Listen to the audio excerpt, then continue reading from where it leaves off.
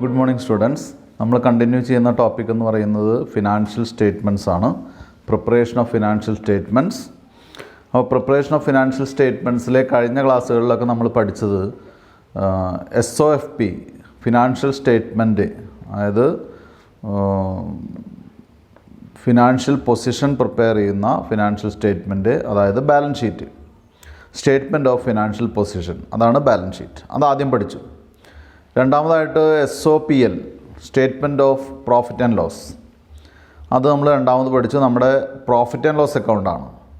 മൂന്നാമത് നമ്മൾ പഠിച്ചത് statement of changes in equity, SOCE എന്നുള്ള സ്റ്റേറ്റ്മെൻറ്റ് ഓഫ് ഇക്വിറ്റി പഠിച്ചു. Statement of changes in equity പഠിച്ചു. അത് നമുക്ക് ഇതുവരെ പഠിക്കാത്തൊരു ടോപ്പിക്കായിരുന്നു. അത് നമ്മൾ 2-4 ക്വസ്റ്റ്യൻസ് ചെയ്തു, 2 ഒന്നിച്ചുള്ള ക്വസ്റ്റ്യൻ ചെയ്തു. ഇനി നമ്മൾ ഇപ്പോൾ ഡിസ്കസ് ചെയ്യുന്ന ടോപ്പിക് എന്ന് പറയുന്നത് statement of cash flows, SOCF. Cash flow statement AS 7-ൽ ഡിസ്കസ് ചെയ്യുന്ന ക്യാഷ് ഫ്ലോ സ്റ്റേറ്റ്മെൻറ്റാണ് നമുക്ക് പഠിക്കാനുള്ളത്. അപ്പോൾ ക്യാഷ് ഫ്ലോ സ്റ്റേറ്റ്മെൻറ്റ് ഇവിടെ നമുക്കറിയാം, ക്യാഷ് ഫ്ലോ സ്റ്റേറ്റ്മെൻറ്റ് 3 ആക്ടിവിറ്റീസിലായിട്ടാണ് പ്രിപ്പയർ ചെയ്യുന്നത്. ക്യാഷ് ഫ്ലോ സ്റ്റേറ്റ്മെൻറ്റ് അക്കൗണ്ടിങ് 7 പറയുന്നതനുസരിച്ച് cash flow statement operating activities, investing activities and financing activities, ഈ 3 ആക്ടിവിറ്റിയിലാണ് നമ്മൾ എന്ത് പ്രിപ്പയർ ചെയ്യുന്നത്? നമ്മുടെ ക്യാഷ് ഫ്ലോസിനെ നമ്മൾ എന്ത് ചെയ്യുന്നു? കാറ്റഗറൈസ് ചെയ്യുന്നത് ഈ 3 ആക്ടിവിറ്റീസ് വെച്ചിട്ടാണ്. അപ്പോൾ ഈ 3 ആക്ടിവിറ്റീസ് വെച്ചിട്ട് നമ്മൾ ഇത് ഡിസ്കസ് ചെയ്യുന്ന സമയത്ത് നമുക്ക് കൃത്യമായിട്ട് അറിയണം ഓപ്പറേറ്റിംഗ് ആക്ടിവിറ്റിയിൽ എന്ത് വരുന്നു, ദെൻ ഫിനാൻസിങ് ആക്ടിവിറ്റിയിൽ എന്ത് പറയുന്നു, ഓപ്പറേറ്റിംഗ് ആക്ടിവിറ്റിയിൽ എന്ത് വരുന്നു എന്ന് നമുക്ക് കൃത്യമായിട്ട് അറിയണം. അല്ലെങ്കിൽ എന്തൊക്കെയാണ് ഈ ആക്ടിവിറ്റീസ് നമുക്ക് കൃത്യമായിട്ട് അറിയണം. അത് നമ്മൾ കഴിഞ്ഞ ക്ലാസ്സിൽ ഏറെക്കുറെ പഠിച്ചതാണ്, എങ്കിലും നമുക്ക് ഒന്നുകൂടി അത് ഡിസ്കസ് ചെയ്യാം. ഓപ്പറേറ്റിംഗ് ആക്ടിവിറ്റി എന്ന് പറയുന്ന ടോപ്പിക്ക് വെച്ചിട്ടാണ്, അതായത് cash flow from operating activities എന്നുള്ള ടോപ്പിക്ക് വെച്ചിട്ടാണ് നമ്മൾ ഈ പ്രോബ്ലം തുടങ്ങുന്നത്. അപ്പോൾ ഓപ്പറേറ്റിംഗ് ആക്ടിവിറ്റി എന്ന് പറഞ്ഞാൽ എന്താണ്? കൃത്യമായിട്ട് നമുക്കറിയാം. ഓപ്പറേറ്റിംഗ് ആക്ടിവിറ്റി എന്ന് പറയുന്നത് ബിസിനസ്സിൻ്റെ ഓപ്പറേഷനുമായിട്ട്, പ്രവർത്തനവുമായിട്ട് ബന്ധപ്പെട്ട ആക്ടിവിറ്റീസാണ്. അത് എന്തൊക്കെയാവാം? ട്രേഡ് ആവാം, അതുപോലെ തന്നെ മാനുഫാക്ചറിങ് ആവാം, അതല്ലെങ്കിൽ എന്താണ് സർവീസ് റെൻഡറിങ് ആവാം, എന്തും ആയിക്കോട്ടെ. ആ ഓപ്പറേറ്റിംഗ് ആക്ടിവിറ്റിയായിട്ട് ബന്ധപ്പെട്ട എക്സ്പെൻസുകളും അതുപോലെ തന്നെ ഇൻകംസും ഡിസ്ക്ലോസ് ചെയ്യുന്ന സ്ഥലമാണ് സ്വാഭാവികമായിട്ടും ഓപ്പറേറ്റിംഗ് ആക്ടിവിറ്റിയായിട്ട് ബന്ധപ്പെട്ട് നമുക്ക് പ്രോഫിറ്റ് ഓർ ലോസ് ഒക്കെ ഐഡൻറ്റിഫൈ ചെയ്യാൻ പറ്റുന്ന സ്പേസിനെയാണ് നമ്മൾ എന്തായിട്ട് പറയുന്നത്? ഓപ്പറേറ്റിംഗ് ആക്ടിവിറ്റി എന്ന് പറയുന്നത്. അങ്ങനെ ഓപ്പറേറ്റിംഗ് ആക്ടിവിറ്റി കണ്ടുപിടിക്കുന്നതിന് തൊട്ട് മുൻപായിട്ട് നമ്മൾ എന്ത് ചെയ്യുന്നു? ഇൻകം ടാക്സ് ഒക്കെ അഡ്ജസ്റ്റ് ചെയ്യുന്നു. അപ്പോൾ കുട്ടികൾ അതിലേക്ക് പ്രോബ്ലം പോയിൻ്റ് ഓഫ് വ്യൂയിലേക്ക് കടക്കുന്നതിന് മുൻപായിട്ട് ഓപ്പറേറ്റിംഗ് ആക്ടിവിറ്റി എന്താണെന്ന് ചോദിച്ചാൽ നമ്മൾ എന്ത് പറയും? Operating activity is the activity എന്താണ് related with the business function of a company. ആ ബിസിനസ് ഫങ്ഷനുമായിട്ട് ബന്ധപ്പെട്ട ആക്ടിവിറ്റീസിനെയാണ് നമ്മൾ ഓപ്പറേറ്റിംഗ് ആക്ടിവിറ്റി എന്ന് പറയുന്നത്. അതെന്തായിരിക്കാം? മാനുഫാക്ചറിങ് ആക്ടിവിറ്റീസ് ആയിരിക്കാം. മാനുഫാക്ചറിങ് ആക്ടിവിറ്റീസ് ആകുമ്പോൾ നമുക്ക് എന്തുണ്ടായിരിക്കും? അതിനെ മാനുഫാക്ചർ ചെയ്യുന്നതിന് വേണ്ടി വരുന്ന എക്സ്പെൻസുകൾ വരും. അപ്പോൾ എക്സ്പെൻസുകൾ റെക്കോർഡ് ചെയ്യേണ്ടി വരും. മാനുഫാക്ചർ ചെയ്തിട്ടുള്ള പ്രോഡക്റ്റ് വിൽക്കുന്നതിന് വേണ്ടിയിട്ടുള്ള എക്സ്പെൻസ് വരും, അത് നമ്മൾ റെക്കോർഡ് ചെയ്യുന്നു. അത് സെയിൽ നടത്തുമ്പോൾ നമുക്ക് എന്ത് കിട്ടുന്നു? ഇൻകം കിട്ടുന്നു, അതവിടെ റെക്കോർഡ് ചെയ്യുന്നു. മനസ്സിലായല്ലോ? അതുപോലെ തന്നെ നമ്മൾ എന്താണ് ട്രേഡിംഗ് ആക്ടിവിറ്റി ആണെങ്കിൽ നമ്മൾ പർച്ചേസ് ചെയ്യുന്നു. പർച്ചേസ് ചെയ്തിട്ടാണല്ലോ സെയിൽ നടത്താൻ പറ്റുള്ളൂ. പർച്ചേസ് ചെയ്യുമ്പോൾ വരുന്ന എക്സ്പെൻസുകൾ അവിടെ റെക്കോർഡ് ചെയ്യുന്നു, പർച്ചേസ് റെക്കോർഡ് ചെയ്യുന്നു. ദെൻ എന്ത് ചെയ്യുന്നു? സെയിൽസ് റെക്കോർഡ് ചെയ്യുന്നു, സെയിൽസിൻ്റെ ഇൻകം റെക്കോർഡ് ചെയ്യുന്നു. അതിൻ്റെ എന്താണ് കമ്പാരിസണിൽ നമുക്ക് പ്രോഫിറ്റ് കിട്ടുന്നു, ഡിപ്രീസിയേഷൻസ് വരുന്നു, അതുപോലെ തന്നെ ഓഫീസ് എക്സ്പെൻഡിച്ചേഴ്സ് വരുന്നു, ടെലിഫോൺ എക്സ്പെൻസ് വരുന്നു, അങ്ങനെ എംപ്ലോയീസിൻ്റെ സാലറി പോലുള്ള ഐറ്റംസ് വരുന്നു. അങ്ങനെ ബിസിനസ് ഓപ്പറേഷനുമായിട്ട് ബന്ധപ്പെട്ട എല്ലാ ആക്ടിവിറ്റീസും. ഇപ്പോൾ നമ്മുടെ ബിസിനസ് എന്ന് പറയുന്നത് സർവീസ് റെൻഡറിങ് ആണ്, സർവീസ് ഇൻഡസ്ട്രി ആണെന്ന് വയ്ക്കാം. ഒരു സർവീസ് റെൻഡർ ചെയ്യുന്ന മേഖലയിലാണ് നമ്മൾ ബിസിനസ് നടത്തുന്നതെങ്കിൽ ആ സർവീസ് റെൻഡർ ചെയ്യാൻ വേണ്ടി വരുന്ന എക്സ്പെൻസുകളും അതുമായിട്ട് ബന്ധപ്പെട്ട് വരുന്ന ഇൻകംസുമാണ് നമ്മൾ റെക്കോർഡ് ചെയ്യേണ്ടത്. മനസ്സിലായല്ലോ? അപ്പോൾ അവിടെ നിന്നൊരു പ്രോഫിറ്റൊക്കെ കിട്ടും. അവിടെ തന്നെയാണ് നമ്മൾ എന്ത് ചെയ്യേണ്ടത്? ടാക്സ് പോലെയുള്ള കാര്യങ്ങൾ, നമ്മുടെ ബിസിനസ് ഓപ്പറേഷനിൽ നിന്ന് കിട്ടിയ പ്രോഫിറ്റിൽ നിന്നാണ് നമ്മൾ ടാക്സ് പോലെയുള്ള കാര്യങ്ങൾ അഡ്ജസ്റ്റ് ചെയ്യേണ്ടത്. അപ്പോൾ ഓപ്പറേറ്റിംഗ് ആക്ടിവിറ്റി എന്ന് പറഞ്ഞാൽ നമ്മുടെ മനസ്സിലുണ്ടായിരിക്കേണ്ട ഒരു സംവിധാനം എന്ന് പറയുന്നത്, അല്ലെങ്കിൽ ഒരു കാഴ്ചപ്പാടെന്ന് പറയുന്നത് എന്താണ്? സാധാരണ പോലെ തന്നെ ബിസിനസ് ബിസിനസ്സുമായിട്ട് ബന്ധപ്പെട്ട എക്സ്പെൻസും ഇൻകംസും റെക്കോർഡ് ചെയ്യാനുള്ള സ്പേസ് ആണെന്ന് ഇപ്പോൾ തൽക്കാലം മനസ്സിലാക്കി വയ്ക്കുക. രണ്ടാമത് ഇൻവെസ്റ്റിംഗ് ആക്ടിവിറ്റിയാണ്. അപ്പം നേരത്തെ ഇതിൽ ക്യാഷ് പർച്ചേസും ക്യാഷ് സെയിലും കാര്യങ്ങളൊക്കെ വന്നു. അടുത്തത് എന്താണ്? ഇൻവെസ്റ്റിംഗ് ആക്ടിവിറ്റിയാണ്. ഇൻവെസ്റ്റിംഗ് ആക്ടിവിറ്റി എന്ന് പറഞ്ഞാൽ വളരെ സിമ്പിളാണ്. അതായത് ഇൻവെസ്റ്റിംഗ് ആക്ടിവിറ്റി എന്ന് പറഞ്ഞു കഴിഞ്ഞാൽ ദ ആക്ടിവിറ്റീസ് റിലേറ്റഡ് വിത്ത് എന്താണ് purchase and sale of investments or assets. മനസ്സിലായാലോ? ഇൻവെസ്റ്റ്മെൻറ്റ്സ് എന്ന് പറഞ്ഞാൽ നമുക്ക് അതിനെ ഒന്ന് ട്വിസ്റ്റ് ചെയ്ത് പറയാം. അസറ്റ്സ് വിൽക്കുമ്പോഴും വാങ്ങുമ്പോഴും, അല്ലെങ്കിൽ എന്താണ് the operations or the transactions related with purchase and sale of assets are treated as investing activities. മനസ്സിലായാലോ? അതുമായിട്ട് ബന്ധപ്പെട്ട്, അതായത് അസറ്റ്സ് പർച്ചേസ് ചെയ്യുന്നതും അസറ്റ്സ് വിൽക്കുക എന്നതുമായിട്ടുള്ള ബന്ധപ്പെട്ട ആക്ടിവിറ്റീസിന് മാത്രമാണ് നമ്മളെവിടെ എഴുതുന്നത്, ഈ ഇൻവെസ്റ്റ്മെൻറ്റ് ആക്ടിവിറ്റീസിൽ വരുന്നത്. അപ്പോൾ അവിടെ ഒരു സംശയം ഉണ്ടാകും, നമുക്ക് ഇൻവെസ്റ്റ് ചെയ്തതിൽ നിന്ന് കുറച്ച് ഇൻട്രസ്റ്റ് കിട്ടി. ഇൻട്രസ്റ്റ് ആണ് ഇൻവെസ്റ്റ്മെൻറ്റ്സ്. അത് എവിടെ നമുക്ക് എഴുതാം? ഈ കാറ്റഗറിയിൽ തന്നെ എഴുതാം. മനസ്സിലായോ? അപ്പോൾ എന്തൊക്കെയാണ് അതിൽ വരിക എന്നുള്ളത് നോക്കിക്കഴിഞ്ഞാൽ നമുക്കറിയാം. പർച്ചേസ് ഓഫ് എന്താണ് asset, sale of asset, then എന്താണ് ഇൻട്രസ്റ്റ് ഓഫ് എന്താണ് ഇൻവെസ്റ്റ്മെൻറ്റ്സ്, ഡിവിഡൻഡ് ഓഫ് ഇൻവെസ്റ്റ്മെൻറ്റ്, ഇതൊക്കെ അതിൽ വരുന്ന ഐറ്റംസാണ്. അപ്പോൾ ഇൻവെസ്റ്റ്മെൻറ്റ് ഓപ്പറേറ്റിംഗ് അല്ലെങ്കിൽ എന്താണ് ഇൻവെസ്റ്റ്മെൻറ്റ് ആക്ടിവിറ്റീസ് അല്ലെങ്കിൽ എന്താണ് ഇൻകം ഫ്രം അല്ലെങ്കിൽ cash flow from investing activities എന്ന് പറയുന്നത് വളരെ എളുപ്പമുള്ള ഒരു സെക്ഷനാണ്, ഒരു ഹെഡാണ്. അടുത്തത് അല്ലെങ്കിൽ എന്താണ് cash flows from operating activity കഴിഞ്ഞു, ഇൻവെസ്റ്റിംഗ് ആക്ടിവിറ്റി കഴിഞ്ഞു. അടുത്തത് cash flow from financing activities. Financing activities എന്ന് പറഞ്ഞാൽ it is the activities related with എന്താണ് financing side of the company or entity. Financing side എന്ന് പറഞ്ഞു കഴിഞ്ഞാൽ നമുക്ക് ഇൻവെസ്റ്റ് ചെയ്യുന്നതിന്, തീർച്ചയായിട്ടും ബിസിനസ് ചെയ്യുന്നതിന് ഫണ്ട് ആവശ്യമുണ്ട്. ഫണ്ട് ലഭിക്കുന്ന, റിസീവ് ചെയ്യുന്ന മാർഗങ്ങളെല്ലാം വരും. അതിനു വേണ്ടി വരുന്ന എക്സ്പെൻസൊക്കെ അവിടെ വരും. അതിൻ്റെ റീപേയ്മെൻറ്റ്സൊക്കെ അവിടെ വരും. 3 കാര്യങ്ങൾ മാത്രമേ വരുള്ളൂ. ഫണ്ടിൻ്റെ റെസിപ്റ്റ് വരും, ഫണ്ടിൻ്റെ ഇൻകം വരും, ഫണ്ടിൻ്റെ എക്സ്പെൻസ് വരും, ഫണ്ടിൻ്റെ റീപേയ്മെൻറ്റ് വരും. അപ്പോൾ എന്തൊക്കെയാണെന്ന് നോക്കാം നമുക്ക്. എക്സാമ്പിൾസ് പറഞ്ഞാൽ കുട്ടികൾക്ക് പെട്ടെന്ന് മനസ്സിലാവും.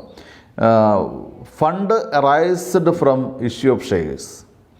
ഫണ്ട് അറൈസ്ഡ് ഫ്രം എന്താണ് issue of preference shares.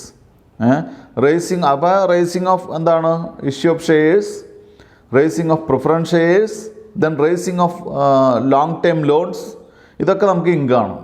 Then എന്താണ് issue of debentures, issue of shares, issue of preference shares, raising of long time loans, issue of debentures, ഇതൊക്കെ നമുക്ക് ഫണ്ട് ഇങ്ങോട്ട് കിട്ടുന്നതാണ് അല്ലേ. ഇനി അങ്ങോട്ട് പോകുന്ന എക്സ്പെൻസ് ആയിട്ട് വരുന്ന എന്തൊക്കെയാണ്? Repayment of debentures, repayment, redemption of debentures, redemption of preference shares, ഇതെന്താണ് interest payment on debentures, interest payment on preference shares, interest payment to loans, ഇതൊക്കെ അവിടെ വരുന്ന ഐറ്റംസാണ്. അപ്പോൾ ഇവിടെ ഈ 3 ആക്ടിവിറ്റിയിലുള്ളൊരു സ്പെഷ്യാലിറ്റി എന്താണെന്ന് വെച്ചാൽ നമുക്ക് പൈസ ഇൻഫ്ലോ വരുന്നതുകൊണ്ട് ഔട്ട്ഫ്ലോ വരുന്നുണ്ട്. അപ്പോൾ ക്യാഷ് ഫ്ലോ സ്റ്റേറ്റ്മെൻറ്റിൽ നമ്മൾ കണ്ടുപിടിക്കുന്നത് എക്സാക്റ്റ് ക്യാഷ് ഫ്ലോസ് ആണ് റെക്കോർഡ് ചെയ്യുന്നത്. ഒരിക്കലും പൈസ ക്യാഷ് ഇല്ലാത്തൊരു ആക്ടിവിറ്റി ഇവിടെ നമ്മൾ റെക്കോർഡ് ചെയ്യില്ല. ക്യാഷ് ഉള്ള ആക്ടിവിറ്റീസ് മാത്രമേ ക്യാഷ് ഫ്ലോയിൽ വരുള്ളൂ. അപ്പോൾ ക്യാഷ് ഫ്ലോയിൽ ഇൻവെസ്റ്റിംഗ് ആയിക്കോട്ടെ, ഓപ്പറേറ്റിംഗ് ആയിക്കോട്ടെ, ഫിനാൻസിങ് ആയിക്കോട്ടെ, ഇവിടെ 2 ടൈപ്പ് ആക്ടിവിറ്റീസ് റെക്കോർഡ് ചെയ്യുന്നു. ഒന്ന് ക്യാഷ് ഇൻഫ്ലോ വരുന്ന റെക്കോർഡ് ചെയ്യുന്നു, 2 ക്യാഷ് ഔട്ട്ഫ്ലോ വരുന്ന റെക്കോർഡ് ചെയ്യുന്നു. അപ്പോൾ ക്യാഷ് ഇൻഫ്ലോയും ക്യാഷ് ഔട്ട്ഫ്ലോയും കൃത്യമായിട്ട് റെക്കോർഡ് ചെയ്യുമ്പോൾ നമ്മൾ ശ്രദ്ധിക്കേണ്ട കാര്യം, നമ്മളിതൊക്കെ ഒരു കോളത്തിലാണ് ചെയ്യുന്നത് അല്ലേ. ഒരു എമൗണ്ട് കോളത്തിൽ ഇൻഫ്ലോയും ഔട്ട്ഫ്ലോയും ഒക്കെ റെക്കോർഡ് ചെയ്യുമ്പോൾ കുട്ടികൾ ശ്രദ്ധിക്കുക, ക്യാഷിൻ്റെ ഔട്ട്ഫ്ലോ വരുന്നത്, ക്യാഷിൻ്റെ എക്സ്പെൻസ് വരുന്നത് ബ്രാക്കറ്റിൽ മാത്രം എന്ത് ചെയ്യുക, റെക്കോർഡ് ചെയ്യുക. അപ്പോൾ ബ്രാക്കറ്റിലിടുന്നത് എന്തിനു വേണ്ടിയിട്ടാണ്? കുറയ്ക്കാൻ വേണ്ടിയിട്ടാണ്. ബ്രാക്കറ്റിലിടുന്നത് ഒന്നാമത്തെ പാഠം. അതായത് നമുക്ക് എക്സ്പെൻസ് ഇൻകംസ് ഒക്കെ ഒരു കോളത്തിൽ വരുന്ന കാരണം കൊണ്ട് ബ്രാക്കറ്റിൽ വരുന്ന ഐറ്റംസ് നമുക്ക് എന്ത് ചെയ്യാനുള്ളതാണ്? റിഡ്യൂസ് ചെയ്യാനുള്ളതാണ്, കുറയ്ക്കാനുള്ളതാണ്. മറ്റൊക്കെ പോസിറ്റീവാണ്, അത് ആഡ് ചെയ്യാനുള്ളതാണ്. മനസ്സിലായല്ലോ? അപ്പോൾ നെഗറ്റീവാണ് വരുന്നതെങ്കിൽ റിസൾട്ട്, ഇതിൻ്റെയൊക്കെ റിസൾട്ട് നെഗറ്റീവ് ആണെങ്കിൽ നമ്മൾ എന്ത് ചെയ്യും? നെഗറ്റീവ് റിസൾട്ട് ഇടും. പോസിറ്റീവ് ആണെങ്കിൽ പോസിറ്റീവ് റിസൾട്ട് ഇടും. ഇപ്പോൾ ഫോർ എക്സാമ്പിൾ പോസിറ്റീവ്സ് ഒക്കെ കൂടി കൂട്ടുമ്പോൾ 10,000 വരുന്നു, നെഗറ്റീവ്സ് ഒക്കെ കൂടി കൂട്ടുമ്പോൾ 8,000 വരുന്നത്. അപ്പോൾ അത് ആഡ് ചെയ്യുമ്പോൾ റിസൾട്ട് എന്തായിരിക്കും? പോസിറ്റീവായിട്ടുള്ള 2,000 ആണ് അതിൻ്റെ റിസൾട്ട് വരിക അല്ലേ. ഇതുപോലെ റിസൾട്ട് വരുന്നത് നെഗറ്റീവ് ആണെങ്കിൽ അത് ബ്രാക്കറ്റിലിടുക, പോസിറ്റീവ് ആണെങ്കിൽ എന്ത് ചെയ്യുക? പോസിറ്റീവായിട്ടുള്ള എമൗണ്ട് എഴുതുക. ഇതാണ് വേണ്ടത്. മനസ്സിലായാലോ? കുട്ടികൾ ശ്രദ്ധിക്കാം. അപ്പോൾ ഈ 3 ആക്ടിവിറ്റി ഞാൻ പറഞ്ഞത് മനസ്സിലായിട്ടുണ്ടാവും. ഞാനിത് ഇപ്പോൾ പറഞ്ഞത് കഴിഞ്ഞ ക്ലാസ് കഴിഞ്ഞ് ഒരു ആമുഖമായിട്ട് പറഞ്ഞതെന്ന് മാത്രമേ ഉള്ളൂ. ആർക്കെങ്കിലും എന്തെങ്കിലും മനസ്സിലാകാത്തവരുണ്ടെങ്കിൽ അവർക്ക് കൂടി വേണ്ടിയിട്ടാണ് ഞാനിത് പറഞ്ഞത്. ഇനി ഒരു കാര്യം കൂടി പറയട്ടെ. നമ്മുടെ ടെക്സ്റ്റിൽ ക്യാഷ് ഫ്ലോ സ്റ്റേറ്റ്മെൻറ്റ് വളരെ സ്പീഡി ആയിട്ടാണ് എടുത്തു പോയിരിക്കുകയാണ്, വളരെ പെട്ടെന്ന് പറഞ്ഞു പോയിരിക്കുകയാണ്. അപ്പോൾ അത് നോക്കിക്കഴിഞ്ഞാൽ പെട്ടെന്ന് ഒരു കുട്ടിക്ക് അത് മനസ്സിലാവണമെന്നില്ല. അപ്പോൾ നമുക്ക് ആദ്യം ഈ ടെക്സ്റ്റ് ഒന്ന് ഫോളോ ചെയ്തതിന് ശേഷം ഒരു 1-2 ക്വസ്റ്റ്യൻ നമുക്ക് എന്ത് ചെയ്യാം, നമുക്ക് ഇനി എങ്ങാനും എസ്സേ ക്വസ്റ്റ്യൻസ് ഇതിൽ നിന്ന് വന്നാൽ ചെയ്യാവുന്ന രീതിയിലൊന്ന് പ്രിപ്പറേഷൻ നടത്താം. മനസ്സിലായല്ലോ? അപ്പോൾ ആദ്യ ഘട്ടം എന്നുള്ള നിലയ്ക്ക് ഈ ക്വസ്റ്റ്യൻ നമുക്കൊന്ന് ചെയ്ത് നോക്കാം, ടെക്സ്റ്റിലുള്ള ക്വസ്റ്റ്യൻസ് ഒന്ന് ചെയ്ത് നോക്കാം.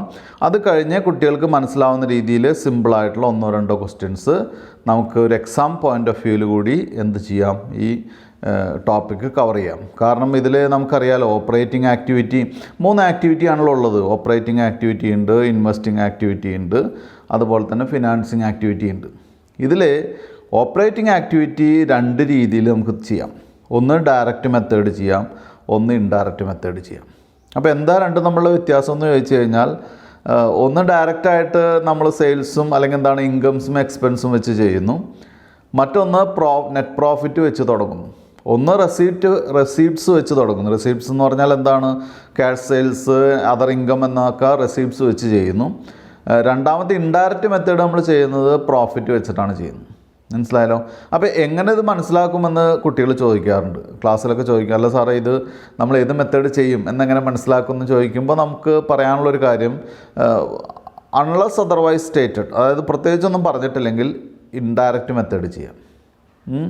ഇനി പറഞ്ഞിട്ടുണ്ടെങ്കിൽ എന്ത് ചെയ്യുക, ഡയറക്റ്റ് മെത്തേഡ് ചെയ്യുക. ഇനി നമുക്കൊരു പ്രത്യേക കാര്യമുള്ള കുട്ടികൾ ശ്രദ്ധിക്കുക, ഡയറക്റ്റ് മെത്തേഡ് ചെയ്യണമെങ്കിൽ നമുക്ക് സെയിൽസ് അറിയണം. ക്യാഷ് സെയിൽസ് അറിഞ്ഞാലേ നമുക്ക് ഡയറക്റ്റ് മെത്തേഡ് ചെയ്യാൻ പറ്റുള്ളൂ. ഇൻഡയറക്റ്റ് മെത്തേഡ് ചെയ്യണമെങ്കിൽ നമുക്ക് profit and loss account profit എത്രയാണെന്ന് അറിയണം, അല്ലെങ്കിൽ ഓപ്പണിംഗ് പ്രോഫിറ്റും ക്ലോസിംഗ് പ്രോഫിറ്റും തന്നാൽ അതിൻ്റെ ഡിഫറൻസ് ആണ് നമ്മുടെ ആ വർഷത്തെ പ്രോഫിറ്റ്. അപ്പോൾ ഒരു ബാലൻസ് ഷീറ്റ് തന്നാൽ നമുക്ക് എന്ത് ചെയ്യാൻ പറ്റും, ഇൻഡയറക്റ്റ് മെത്തേഡ് ചെയ്യാൻ പറ്റും. ബാലൻസ് ഷീറ്റിൽ സെയിൽസ് ഉണ്ടാവില്ലല്ലോ, സെയിൽസ് സെപ്പറേറ്റ് തരികയാണെങ്കിൽ നമുക്ക് എന്ത് ചെയ്യാം, നമുക്ക് ഡയറക്റ്റ് മെത്തേഡ് ചെയ്യാം. ഇതാണ് അതിൻ്റെ ടെക്നിക്ക്. അപ്പോൾ ആദ്യ ഘട്ടം എന്നുള്ള നിലയ്ക്ക് ഇൻഡയറക്റ്റ് മെത്തേഡും നമുക്ക് പഠിക്കണം, ഡയറക്റ്റ് മെത്തേഡും പഠിക്കണം. പക്ഷേ ഇതൊക്കെ ഈ 2 മെത്തേഡും വ്യത്യാസം വരുന്നത് എവിടെ മാത്രമാണ്, ഓപ്പറേറ്റിംഗ് ആക്ടിവിറ്റിയിൽ മാത്രമാണ്. പിന്നെയുള്ള 2 ആക്ടിവിറ്റി, അതായത് പിന്നെയുള്ള ഇൻവെസ്റ്റിംഗ് ആക്ടിവിറ്റി ആയിക്കോട്ടെ, പിന്നെയുള്ള ഫിനാൻസിങ് ആക്ടിവിറ്റി ആയിക്കോട്ടെ, പിന്നെയുള്ള 2 ആക്ടിവിറ്റിയും സെയിം ആണ്. അവിടെ യാതൊരു ഡിഫറൻസും ഇല്ല. അപ്പോൾ വ്യത്യാസമുള്ള ആക്ടിവിറ്റി എന്ന് പറയുന്നത് എന്ത് മാത്രമാണ്, ഓപ്പറേറ്റിംഗ് ആക്ടിവിറ്റി മാത്രമാണ്. ഇനി നമുക്ക് നമ്മുടെ ടെക്സ്റ്റിലെ പോയിന്റിലേക്ക് പോകാം. കുട്ടികൾക്ക് പ്രാക്ടീസ് ചെയ്യാൻ വേണ്ടിയിട്ടുള്ളൊരു ക്വസ്റ്റ്യനാണ് ആദ്യം. ഞാൻ നോക്കാം, page number 235, page number 235 example 1 ആണ്. ഇല്ലസ്ട്രേറ്റീവ് എക്സാമ്പിൾസ് ആണ് ഇതിൽ വർക്ക് ചെയ്യാനുള്ളത്. എക്സാമ്പിൾ 1 ആണ്. ഞാനൊന്ന് വായിക്കാം, കുട്ടികൾ ശ്രദ്ധിക്കുക.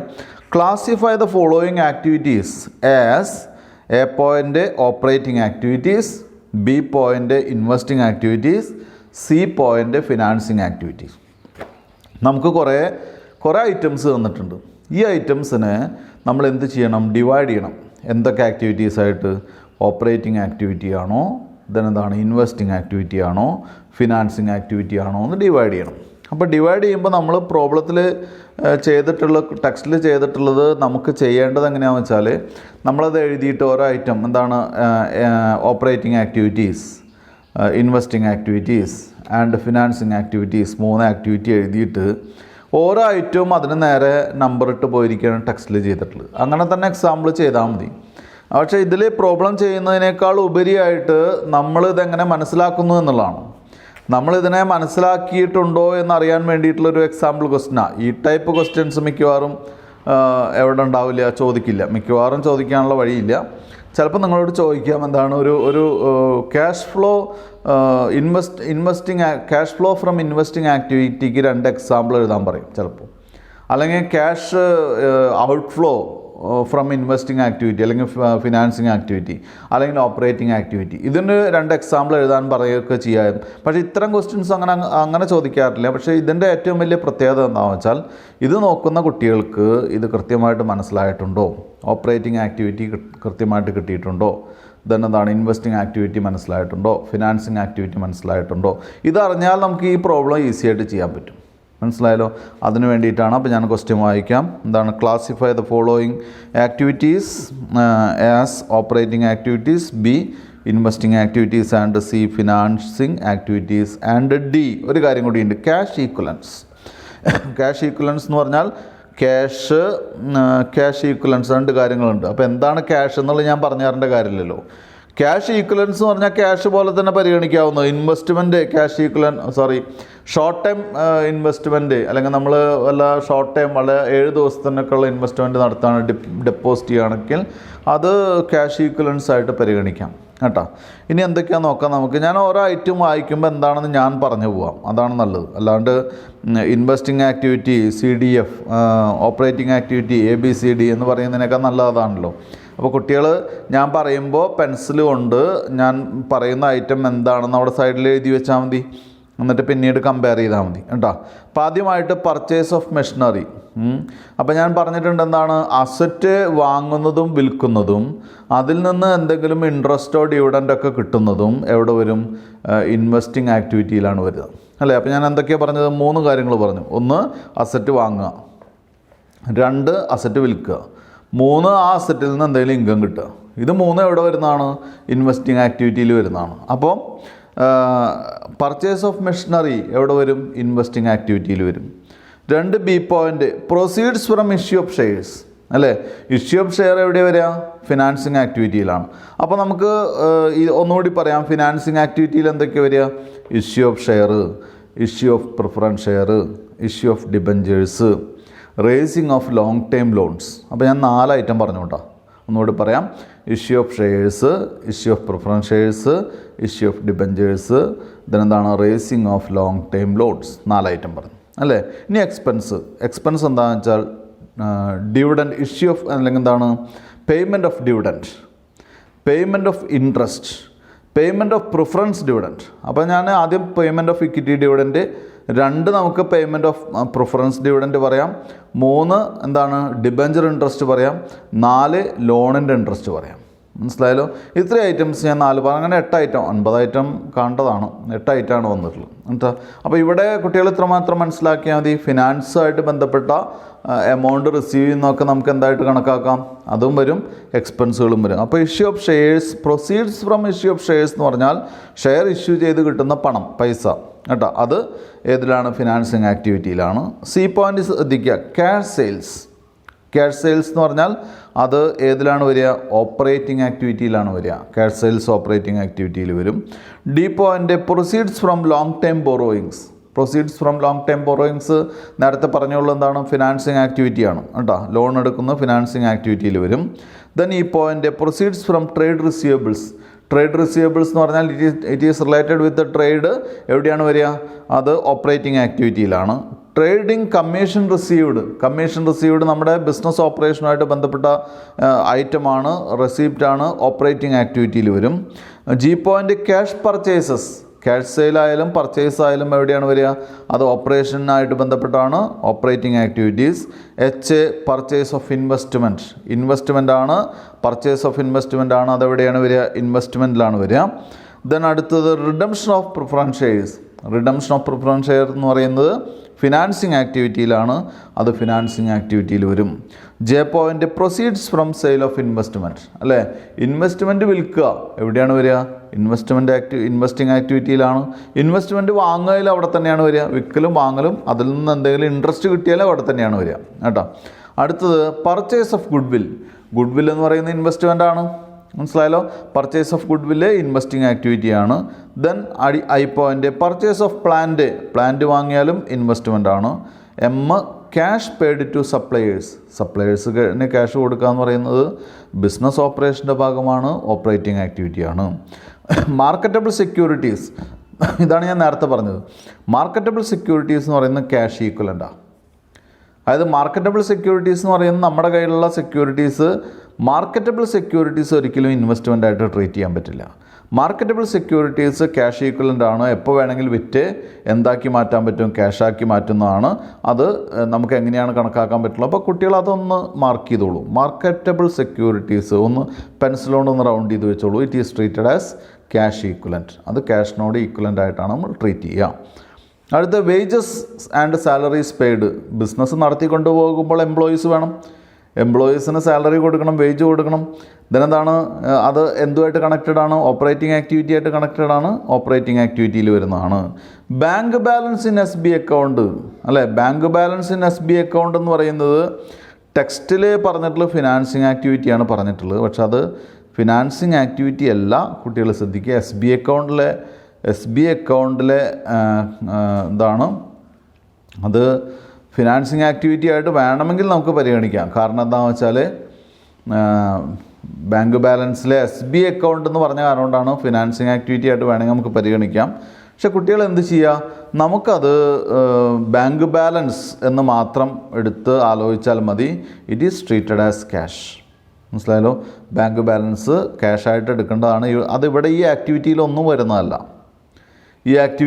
വരുന്നതല്ല. അത് it is treated as cash എന്ന് എഴുതി വയ്ക്കുക. ടെക്സ്റ്റിൽ അത് ഫിനാൻസിങ് ആക്ടിവിറ്റി ആയിട്ടാണ് പറഞ്ഞിട്ടുള്ളത്. പക്ഷേ കുട്ടികൾ അങ്ങനെ എടുക്കേണ്ട. Bank balance is treated as cash. അവിടെ ക്യാഷ് ഈക്വലൻ്റ് എന്ന് ഞാൻ പറഞ്ഞിട്ടില്ല, ക്യാഷ് കേട്ടോ. ദെൻ അടുത്തത് proceeds from sale of patents. Patent എന്താണ്? ഇൻവെസ്റ്റ്മെൻ്റ് ആണ്. പാറ്റൻറ്റ് വിറ്റ് കിട്ടുന്ന പൈസ എവിടെയാണ് വരിക? ഇൻവെസ്റ്റിംഗ് ആക്ടിവിറ്റിയിലാണ് വരിക. അടുത്തത് interest paid on long term borrowings. Long term ബോറോയിങ്സിന് പേ ചെയ്യുന്ന ഇൻട്രസ്റ്റ് എവിടെയാണ് വരിക? ഫിനാൻസിങ് ആക്ടിവിറ്റിയാണത്. മനസ്സിലായല്ലോ? ലോങ് ടൈം ബോറോയിങ്സ് എന്ന് പറഞ്ഞാൽ ഫിനാൻസിങ് ആക്ടിവിറ്റിയാണ്. സ്വാഭാവികമായിട്ടും അതിന് കൊടുക്കുന്ന ഇൻട്രസ്റ്റ് എവിടെ തന്നെയാണ് വരിക? ഫിനാൻസിങ് ആക്ടിവിറ്റിയിലാണ് വരിക. Dividend paid on preference shares, അത് എവിടെയാണ് വരിക? ഫിനാൻസിങ് ആക്ടിവിറ്റിയിലാണ് വരിക. Refund on income tax received. ഞാൻ പറഞ്ഞു ഇൻകം ടാക്സ് എന്ന് പറയുന്നത് it is the tax related with income. That is operating activity അല്ലേ? ഓപ്പറേറ്റിംഗ് ആക്ടിവിറ്റിയുടെ ഇൻകമാണ്. ദെൻ ആ ടാക്സ് അടയ്ക്കുന്നതായിക്കോട്ടെ, റീഫണ്ട് ആയിക്കോട്ടെ, അതുമായിട്ട് ബന്ധപ്പെട്ട എന്ത് ടാക്സും ആയിക്കോട്ടെ, അത് എവിടെയാണ് വരിക? ഓപ്പറേറ്റിംഗ് ആക്ടിവിറ്റിയിലാണ് വരിക. യു പോയിൻ്റ് ഡിവിഡൻഡ് റിസീവ്ഡ് എന്ന് പറയുന്നത് യു പോയിൻ്റ് ആണ്. അത് ഇൻവെസ്റ്റ്മെൻറ്റ് ആക്ടിവിറ്റി. ഞാൻ പറഞ്ഞില്ലേ, ഇൻവെസ്റ്റ്മെൻറ്റ് ആക്ടിവിറ്റിയിൽ വരുന്ന 3 ഐറ്റമാണ്. 1 ഇൻവെസ്റ്റ്മെൻറ്റ് വിൽക്കുക, 2 ഇൻവെസ്റ്റ്മെൻറ്റ് വാങ്ങുക, 3 ഇൻവെസ്റ്റ്മെൻറ്റിൽ നിന്ന് കിട്ടുന്ന എല്ലാ ബെനിഫിറ്റുകളും. അതെന്താവാം? ഡിവിഡൻ്റ് ആവാം, ഇൻട്രസ്റ്റ് ആവാം, മറ്റ് ഫണ്ടുകളൊക്കെ ആവാം കേട്ടോ. അപ്പോൾ ഡിവിഡൻഡ് റിസീവ്ഡ് അവിടെ വരുന്നു, ഇൻവെസ്റ്റ്മെൻറ്റിൽ വരുന്നു. Then income tax paid. നേരത്തെ ഇൻകം ടാക്സ് റിസീവ്ഡ് നമ്മൾ പറഞ്ഞു. ഇൻകം ടാക്സ് പെയ്ഡ് ആയിക്കോട്ടെ, റീഫണ്ട് റിസീവ്ഡ് ആയിക്കോട്ടെ, ഒക്കെ വരുന്നത് ഓപ്പറേറ്റിംഗ് ആക്ടിവിറ്റിയിലാണ്. അപ്പോൾ ഇത് കുട്ടികളൊന്ന് നന്നായിട്ട് പഠിക്കണം. ഈ ക്വസ്റ്റ്യൻ പഠിക്കാനല്ല ഞാൻ പറഞ്ഞത്. നമുക്ക് ഓപ്പറേറ്റിംഗ് ആക്ടിവിറ്റിയിൽ വരുന്ന ഐറ്റംസ് എന്തൊക്കെയാണെന്ന് നമുക്ക് ധാരണയുണ്ടാവണം. ഇൻവെസ്റ്റിംഗ് ആക്ടിവിറ്റിയിൽ വരുന്ന ഐറ്റംസ് എന്തൊക്കെയാണെന്ന് ധാരണയുണ്ടാവണം. അതുപോലെ തന്നെ ഫിനാൻസിങ് ആക്ടിവിറ്റിയിൽ വരുന്ന ഐറ്റംസ് എന്തൊക്കെയാണെന്ന് ധാരണയുണ്ടാവണം. ഇത് പഠിക്കാതെ തന്നെ കിട്ടാൻ നമുക്ക് പറ്റണം. മനസ്സിലായാലോ? ഇത് ബൈ ഹാർട്ട് ചെയ്യേണ്ട ആവശ്യമില്ല. കുട്ടികൾ ഒന്നൊരു 10 മിനിറ്റ് ശ്രദ്ധിച്ചു കഴിഞ്ഞാൽ ഇതെല്ലാവർക്കും തന്നെ, ഈ ക്ലാസ്സിലെ എല്ലാവർക്കും തന്നെ ഇതെന്ത് ചെയ്യാൻ പറ്റും? വളരെ ഈസി ആയിട്ട് മനസ്സിലാക്കാൻ പറ്റും കേട്ടോ. ഇനി നമുക്ക് അടുത്തൊരു ക്വസ്റ്റ്യനിലേക്ക് പോകാം. അടുത്ത നമ്മളൊരു ഞാൻ പറഞ്ഞില്ലേ, ഇതിലൊരു സ്റ്റെപ്പ് ബൈ സ്റ്റെപ്പായിട്ടല്ല ഈ ടെക്സ്റ്റിൽ ചെയ്തിട്ടുള്ളത്. ഈ ടെക്സ്റ്റിൽ ആദ്യം ഒരു ചെറിയ ക്വസ്റ്റ്യൻ ചെയ്തു, പിന്നെ ഒരു വലിയ ക്വസ്റ്റ്യനിലേക്ക് പോയി, പിന്നെ ഒരു 1-2 ക്വസ്റ്റ്യൻ ചെയ്യുമ്പോഴേക്കും നമ്മുടെ ഈ ടോപ്പിക്ക് അവസാനിക്കുകയാണ് ചെയ്തിട്ടുള്ളത്. ഇങ്ങനെ ചെയ്യുമ്പോൾ ഒരു പ്രശ്നം എന്താണെന്ന് വെച്ചാൽ കുട്ടികൾക്ക് പെട്ടെന്നായിട്ട് മനസ്സിലാവില്ല. അതുകൊണ്ടാണ് ഞാൻ പറഞ്ഞത് ഇപ്പം അങ്ങനെ ചെയ്യാൻ നമുക്ക് ടെക്സ്റ്റ് കംപ്ലീറ്റ് ചെയ്യാം. അത് കഴിഞ്ഞിട്ട് മനസ്സിലാക്കാൻ വേണ്ടി 1-2 ക്വസ്റ്റ്യൻ നമുക്ക് സമയത്തിന് അനുകൂലമായിട്ട് ചെയ്യാൻ നോക്കാം കേട്ടോ. അപ്പോൾ ആദ്യത്തെ ഒരു ക്വസ്റ്റ്യൻ ഞാൻ വായിക്കാം. പേജ് നമ്പർ 236 എക്സാമ്പിൾ 2 ആണ്. ഞാൻ ക്വസ്റ്റ്യൻ വായിക്കാൻ കുട്ടികളൊന്ന് ശ്രദ്ധിക്കുക. From the following information calculate cash flow from operating activities under direct method എന്ന് പറഞ്ഞിട്ട് നമുക്ക് സമ്മറി ഓഫ് ക്യാഷ് അക്കൗണ്ട് ആണ് തന്നിട്ടുള്ളത്. ആദ്യം ഞാൻ 2 സൈഡ് വായിക്കാം. To balance brought down. ഇനി അപ്പോൾ ക്യാഷ് അക്കൗണ്ടിൻ്റെ സമ്മറി എന്ന് പറയുമ്പോൾ ആദ്യത്തെ സൈഡ് റെസീപ്റ്റ് സൈഡാണ്. അതായത് പൈസ കിട്ടുന്നതാണ് അവിടെ എഴുതിയിട്ടുണ്ടാവുക. അപ്പുറത്തെ സൈഡ് ക്യാഷ് പേയ്മെൻറ്റ്സ് ആണ് എഴുതിയിട്ടുണ്ടാവുക. നിങ്ങൾക്കറിയാം, എന്നാലും ഞാനൊന്ന് പറഞ്ഞു എന്ന് മാത്രമേ ഉള്ളൂ. ഇനി അടുത്തൊരു കാര്യം എന്ന് പറയുന്നത് ഇതിൽ ക്യാഷ് കിട്ടിയത് മാത്രമേ ഉണ്ടാവുള്ളൂ, ക്യാഷ് കൊടുത്തത് മാത്രമേ ഉണ്ടാവുള്ളൂ. നോൺ ക്യാഷ് ഐറ്റംസ് ഇവിടെ ഉണ്ടാവില്ല. അപ്പോൾ നമുക്ക് ഇവിടെയുള്ള ഐറ്റംസ് എല്ലാം എടുക്കേണ്ടി വരുന്ന ഐറ്റംസ് ആയിരിക്കും കേട്ടോ. ഓപ്പണിംഗ് ബാലൻസ് പറഞ്ഞിട്ടുണ്ട് 1 lakh, ക്യാഷ് സെയിൽസ് പറഞ്ഞിട്ടുണ്ട് 1,40,000, trade receivables 1,75,000, commission 50,000, sale of investment 30,000, loan from bank 1 lakh, interest and dividend 1,000. അപ്പോൾ ഈ ഡെബിറ്റ് സൈഡിലുള്ളതൊക്കെ നമുക്ക് വരുമാനം വരുന്നതാണ്, ഇങ്ങോട്ട് വരുന്നതാണ്, പൈസ കിട്ടിയതാണ്, കിട്ടാനുള്ളതല്ല കിട്ടിയതാണൊക്കെ. ഇനി ബൈ സൈഡിൽ ഉള്ളതൊക്കെ കൊടുത്തതാണ്, കൊടുക്കാനുള്ളതല്ല കൊടുത്തതാണ്. ബൈ സൈഡിൽ by cash purchases 1,20,000, by trade payables 1,57,000, by office expense 75,000, by income tax 30,000, by investment 25,000, by repayment of loan 75,000, by interest on loan 10,000, by closing balance 1,04,000. ഇതാണ് ക്വസ്റ്റ്യൻ. ഇതിനോട് നമ്മളോട് ചോദിച്ചിട്ടുള്ള ഓപ്പറേറ്റിംഗ് ആക്ടിവിറ്റീസ് ചെയ്യാനാണ് പറഞ്ഞിട്ടുള്ളത്. അതുമാത്രമല്ല അണ്ടർ ഡയറക്റ്റ് മെത്തേഡ് എന്ന് പറഞ്ഞിട്ടുണ്ട് അല്ലേ. അപ്പോൾ ഇവിടെ കുട്ടികൾ ശ്രദ്ധിക്കേണ്ടത്, നമുക്ക് ഡയറക്റ്റ് മെത്തേഡ് എന്താണെന്ന് ഇതുവരെ പറഞ്ഞു തന്നിട്ടില്ല, അല്ലെങ്കിൽ പ്രോബ്ലം ചെയ്ത് കാണിച്ചിട്ടില്ല. അപ്പോൾ ഡയറക്റ്റ് മെത്തേഡ് നമ്മൾ പറഞ്ഞിട്ടുണ്ട്. എന്താണ് ഡയറക്റ്റ് മെത്തേഡ് എന്ന് പറയുന്നത്? ബിസിനസ്സിൻ്റെ ഇൻകവും എക്സ്പെൻസും തമ്മിൽ കമ്പയർ ചെയ്യുന്ന മെത്തേഡാണ്. അത് തുടങ്ങുന്നത് എളുപ്പമാണ്. റെസിപ്റ്റിൽ നിന്ന് എന്ത് കുറയ്ക്കുക? എക്സ്പെൻസ് കുറയ്ക്കുക. അതുകൊണ്ടാണ് ഇവിടെ നമുക്ക് ഒരു ഇൻട്രൊഡക്ഷൻ ഒന്നും ഇല്ലാതെ ക്വസ്റ്റ്യൻ തന്നിട്ടുള്ളത്. അപ്പോൾ നമ്മൾ ചെയ്യേണ്ടത് റെസിപ്റ്റൊക്കെ നോക്കുക, റെസിപ്റ്റൊക്കെ എഴുതി വയ്ക്കുക, അതിൽ നിന്ന് എക്സ്പെൻസൊക്കെ ലെസ് ചെയ്യുക. അപ്പോൾ അവിടെ എന്തായിരിക്കണം? ഈ റെസിപ്റ്റുകളും എക്സ്പെൻസുകളും it is related with operating activity. മനസ്സിലായല്ലോ? സിമ്പിളാണ്. അതുകൊണ്ടാണ് ടെക്സ്റ്റ് അങ്ങനെ നേരിട്ട് പ്രോബ്ലത്തിലേക്ക് പോയിട്ടുള്ളത്, നമ്മൾ ക്ലാസ് അങ്ങനെ പോകുന്നത്. അപ്പോൾ ആദ്യം നമ്മൾ ചെയ്യേണ്ടത്, ഈ നമുക്ക് തന്നിട്ടുള്ള ക്യാഷ് ബുക്കിൽ നിന്ന് ആദ്യം റെസീപ്റ്റ്സൊക്കെ നമ്മൾ നോട്ട് ചെയ്യാം. വെറും റെസീപ്റ്റ്സ് നോട്ട് ചെയ്താൽ പറ്റില്ല. റെസീപ്റ്റ്സ് റിലേറ്റഡ് വിത്ത് എന്താണ് ഓപ്പറേറ്റിംഗ് ആക്ടിവിറ്റീസൊക്കെ എഴുതി വയ്ക്കുക. അടുത്തത് payments related with operating activities താഴെ ലെസ് ചെയ്യുക. അതിൻ്റെ റിസൾട്ടാണ് നമ്മുടെ ഓപ്പറേറ്റിംഗ് ആക്ടിവിറ്റി എന്ന് പറയുന്നത്. അപ്പോൾ ഞാനിതിൻ്റെ ഒരു ഇൻട്രൊഡക്ഷൻ പറയുന്നത് എന്താണെന്ന് വെച്ചാൽ, നേരത്തെ നമ്മൾ കുറേ ഐറ്റംസ് നോക്കിയിട്ട് ഏതൊക്കെയാണ് ഓപ്പറേറ്റിംഗ് ആക്ടിവിറ്റി എന്ന് എഴുതി വെച്ചു. അതിലുള്ള ചില ഐറ്റംസ് എന്ന് പറയുന്നത് ക്യാഷ് സെയിൽസ് ഓപ്പറേറ്റിംഗ് ആക്ടിവിറ്റിയാണ്, ക്യാഷ് പർച്ചേസ് ഓപ്പറേറ്റിംഗ് ആക്ടിവിറ്റിയാണ്. പിന്നെ അതുപോലെ തന്നെ അങ്ങനെ കുറേ ഐറ്റംസ്, ഇൻകം ടാക്സ് റീഫണ്ട് കിട്ടിയത് ഓപ്പറേറ്റിംഗ് ആക്ടിവിറ്റിയാണ്, ഇൻകം ടാക്സ് കൊടുത്തു ഓപ്പറേറ്റിംഗ് ആക്ടിവിറ്റിയാണ്. അപ്പോൾ നിങ്ങൾ ശ്രദ്ധിച്ചിട്ടുണ്ടാവും, കിട്ടിയതും ഓപ്പറേറ്റിംഗ് ആക്ടിവിറ്റിയാണ്, കൊടുത്തതും ഓപ്പറേറ്റിംഗ് ആക്ടിവിറ്റിയാണ്. അപ്പോൾ കിട്ടിയതൊക്കെ പോസിറ്റീവ് ഫിഗറിൽ എഴുതണം, കൊടുത്തതൊക്കെ എങ്ങനെയാണ് നെഗറ്റീവ് ഫിഗറിൽ എഴുതണം, ബ്രാക്കറ്റിൽ എഴുതണം. എന്നിട്ട് അത് അഡ്ജസ്റ്റ് ചെയ്ത് അത് ആഡ് ചെയ്ത് കഴിഞ്ഞാൽ കിട്ടുന്നതാണ് നമ്മുടെ നെറ്റ് ബാലൻസ് എന്ന് പറയുന്നത്. അപ്പോൾ നമുക്ക് പ്രോബ്ലത്തിലേക്ക് പോവാം, ഈ ക്വസ്റ്റ്യൻ നോക്കാം. അപ്പോൾ ആദ്യം നമുക്ക് എന്ത് ചെയ്യാം? എന്തൊക്കെയാണ് ക്യാഷ് റെസീപ്റ്റ്സ് നോക്കാം.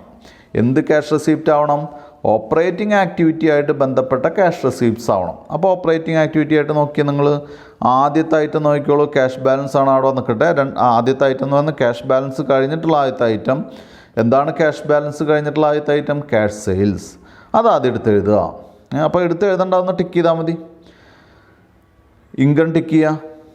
എന്തുമായിട്ട് ബന്ധപ്പെട്ട ഓപ്പറേറ്റിംഗ് ഇൻകം മാത്രം ടിക്ക് ചെയ്യുക. അപ്പോൾ ക്യാഷ് സെയിൽസ് ആദ്യത്തെ ഐറ്റം. ട്രേഡ് റിസീവബിൾസ് കിട്ടിയതാണ്. റിസീവബിൾസ് എന്ന് പറഞ്ഞാൽ കിട്ടാനുള്ളതല്ല കേട്ടോ, ഡെപ്റ്റേഴ്സ് കിട്ടാനുള്ളത് ഇപ്പോൾ കിട്ടി, ഈ വർഷം കിട്ടി. അപ്പോൾ അത് നമ്മുടെ ഇൻകമാണ്, അത് എഴുതുക. കമ്മീഷൻ നമ്മുടെ ബിസിനസ് ഇൻകമാണ്, അത് എഴുതുക. അടുത്ത് നോക്കിയേ, സെയിൽ ഓഫ് ഇൻവെസ്റ്റ്മെൻറ്റ് ആക്ടിവിറ്റിയാണ്. ഇവിടെ എടുക്കാൻ പാടുണ്ടോ? ഇല്ല. എന്താ കാരണം? ഇവിടെ നമുക്ക് ഓപ്പറേറ്റിംഗ് ആക്ടിവിറ്റി മാത്രമേ കാണേണ്ടതുള്ളൂ. അപ്പോൾ ഇൻവെസ്റ്റ്മെൻറ്റ് എടുക്കാൻ പറ്റില്ല. Loan from bank financing ആക്ടിവിറ്റിയാണ്.